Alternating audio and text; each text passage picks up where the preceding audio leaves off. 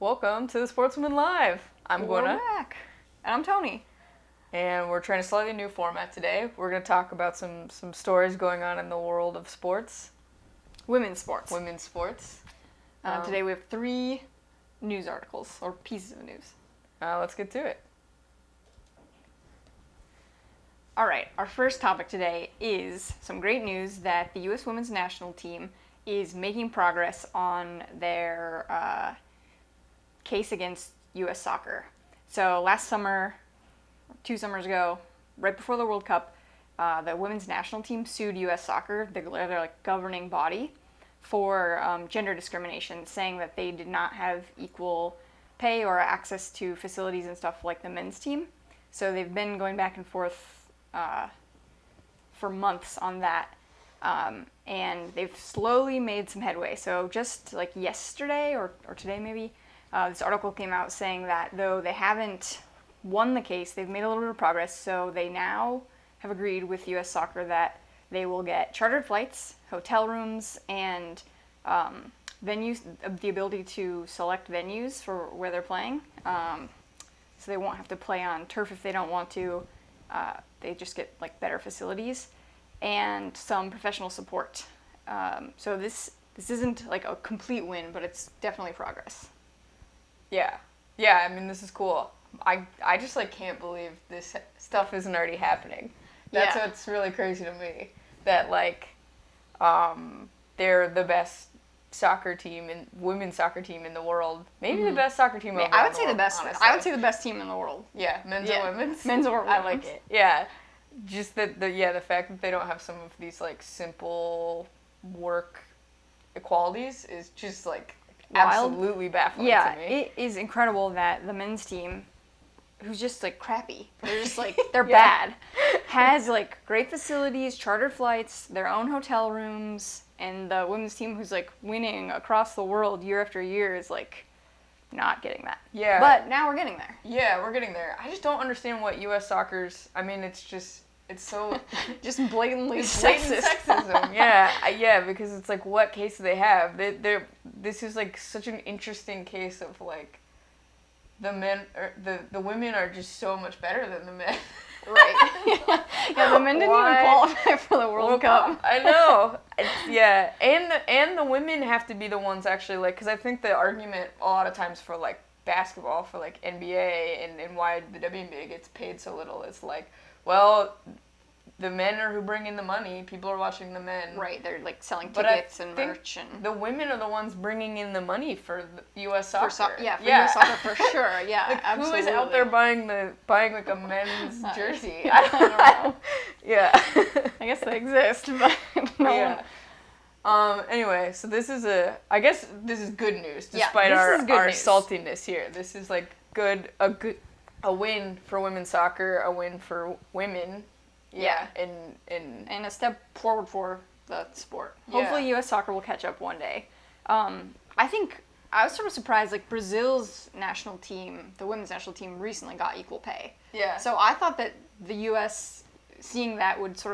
U.S. soccer seeing that would be like, oh crap, like Brazil's beating us to doing this, we should do it too. Right. Didn't work. I mean, yeah, I think it's just one of those things where they've dug their heels in, so now they're like, they can't, I don't know. Can't go back. It's Yeah. truly beyond me. But overall, great news. We're super stoked, and yeah, Cool. All right, should we move on to the next story? moving on. All right, so next up is another piece of cool news.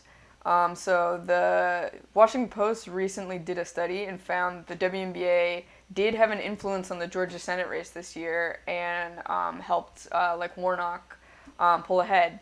So for some context on this, back in June, I think, the WNBA announced that they were going to do some different social justice related stuff with their season, including having Black Lives Matter printed on the court and wearing Breonna Taylor's name on their jersey and having a lot of say her name and Black Lives Matter messaging involved in their like bubble season this year. And one of the team's co-owners, the Atlanta Dream co-owner, Kelly Loeffler, I think is how you say it. Kelly Loeffler. Yeah, Loeffler. she was running for Georgia Senate and decided to capitalize on this opportunity for her Senate race and announced that she did not like the Black Lives Matter messaging. She thought that they should all wear like American flags on the jerseys, and had a bunch of like nasty things to say about Black Lives Matter. And then the league turned around and sort of said like, why is she? Why does she have a part of these teams? Yeah, like she should not have a part in the league. She should not be a co-owner of a team. Which then, allowed Loeffler to go on Fox News and sort of go around and say this league's like bullying me, sort of paint herself as this like conservative hero against this league. And then on August 4th, the WNBA all collectively sort of switched their messaging on this, and instead of talking about Loeffler, they all started wearing Vote Warnock shirts, so that they just started supporting one of Loeffler's opponents in the Senate race, Reverend Raphael Warnock, and started focusing on increasing visibility about his campaign and his messaging. And so, and he ended up getting the most votes in the Senate race in November, and which caused it to go to a runoff because no one hit above the 50% in Georgia's Senate race threshold. Threshold. Yeah. But he was the highest vote getter in the like under 50% like group. The what was going on in that Senate race is sort of a longer, much more complicated story because there was like 4 people running. But this Washington Post article found that through some sort of like, it's like an imperfect science, and there's no like direct link, but there's a lot of like information about like how his donations went up and his sort of public interest and popular support went up after that August 4th push from the WNBA to support him. Yeah, I think they like went in. You should definitely check out this article because it goes into a little bit more detail about their process and how they're getting their information and stuff. But it basically is saying that after they started wearing the shirts and after Yahoo Sports wrote about it, there were more like a huge jump in sort of like grassroots donations, which is great. Yeah, this is so cool. It's cool to see. I think that the WNBA has been recognized for a lot of their like social justice stuff they did over the summer, but it was also sort of overshadowed by other leagues doing it as well. When the WNBA has been like a leader on this stuff, so I think it's cool to see these like correlations, and I just think it's cool to see like the power of like positive collective action. Yeah. So it's cool to see that they like switched their messaging to sort of ignore Loeffler, and it worked. It's awesome. Yeah. Yeah, it's really cool. Yeah, I remember like when this first was happening, we were like watching a bunch of basketball. Mm-hmm. I was super excited to see this. It's so smart, and these players like deserve this sort of recognition. So I hope that they're all reading this article too. Yeah. And like feel really like proud of their work and know that their voices and these actions like do have an impact. Yeah, and I think this is something I hope we see like more in sports. Yeah. Like, we've been talking like, I wish some of these sports leagues that were like going on right now were doing more of this sort of like collective action, like public messaging about like the pandemic, like. Right. Oh yeah. Or like totally. like I don't know. It just is like they have these huge platforms and huge audiences. Yeah, and huge audiences. And like people want to watch sports and they want to like hear from athletes, and athletes, if they like start messaging this stuff, people will hear it. Yeah, exactly. So, yes, props to the WNBA. This is really cool. Congrats to all the players that were involved in this, and the Senate race is still going on. So vote Warnock. Yeah, the Sportswoman officially endorses Raphael Warnock. Yeah, we do. Yeah. All right, should we move on to the last topic? Yeah. All right, cool. So last up, this one's a little more like superfluous, I guess, but FIFA does like a best soccer player award every year for both men's and women's, and they have some different categories. And this year, goalkeeper Alyssa Nair was the only American nominated for the FIFA Best Soccer Player Award, which is interesting. I mean, everyone that was on the World Cup winning team last year, I guess, did not make it into the best. I think the rest of the world is salty. Everyone's like sick of hearing about the U.S., so they're like, Yeah. Anyway, so you can see here who was nominated. We'll also put all the links to this in the chat. Once we're done talking here, we'll put all the 3 links to these articles in here so you can see. But we thought we would offer up our short list for who we think should get a best list. who should be on this list or who should get a soccer award. Yeah. Okay, but before we share our lists, one thing that I do think is good, I think it's good that they're showing like a wide range of players from different teams, because even though the U.S. is like sort of the dominant force to be reckoned with, there are tons of standout players in other teams.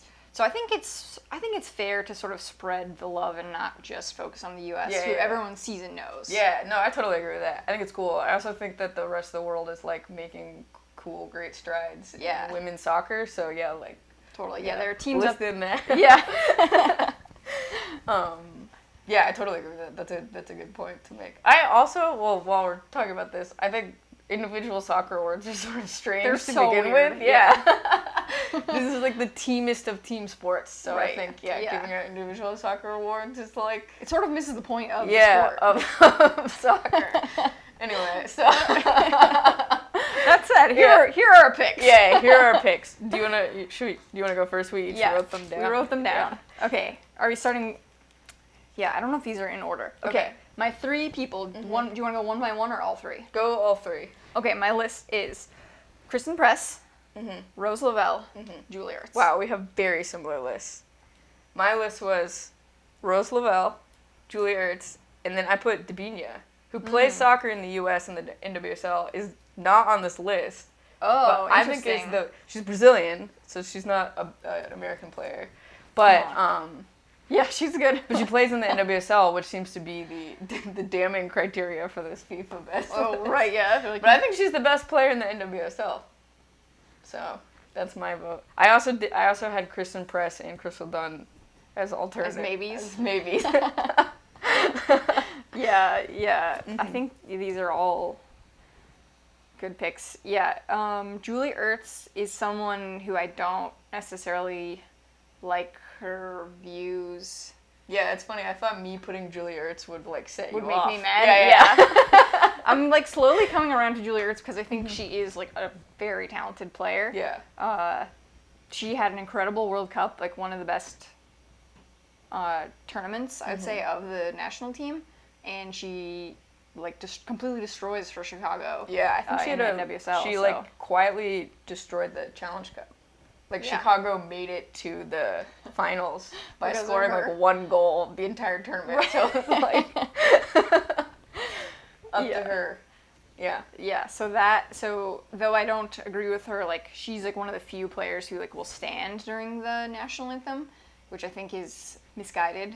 And inappropriate. And just I hate it. But I think she's a great player.